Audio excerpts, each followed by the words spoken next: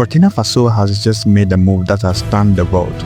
700 North Korean commandos have arrived, not for diplomacy, but to guard the man who is rewriting the rules of African leadership.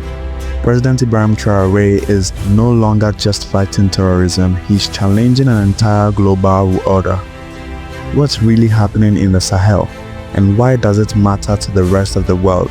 Let's break it down. Ibrahim Traoré came to power in 2022 after a military coup at just 34 years old. His mission to fight jihadist insurgency and restore control over Burkina Faso's loyalist regions. But as he fought armed groups, he also turned his eyes toward a bigger enemy, the Western influence. Since then, he's expelled French troops, removed the French ambassador, and has been slowly shifting toward new allies like Russia and now North Korea. In early 2025, reports confirmed that 700 North Korean commandos were deployed to Burkina Faso. These aren't your average troops. They are elite, trained in guerrilla tactics, covert ops, and regime protection. Their mission is officially to provide security assistance, but insiders say it's much deeper, training local forces, setting up encrypted comms, and helping Traoré restructure his entire military and intelligence system. Why North Korea,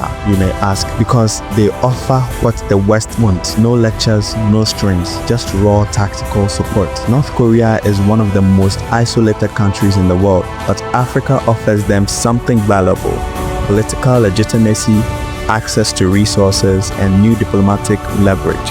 This isn't the first time Pyongyang has courted African leaders. During the Cold War, they trained troops in Angola, Ethiopia, and Zimbabwe. Now, they are back, and this time it's personal. But North Korea isn't the only player. Russia's influence is also growing in the region through groups like Wanya. Together, Moscow and Pyongyang are forming what some call the Axis of Residence in West Africa, a silent but strategic push against NATO-aligned powers. Burkina Faso is no longer acting alone.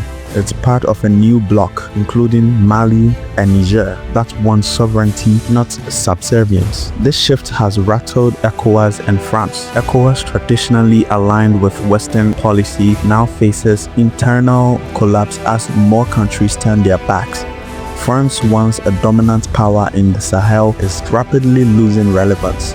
The US is watching too, concerned about intelligence loss, Chinese and Russian influence, and instability that could spill over borders. This isn't just about Burkina Faso, it is a sign of a larger awakening. African nations are starting to redefine their alliances, rejecting colonial footprints and exploring new partnerships, even controversial ones.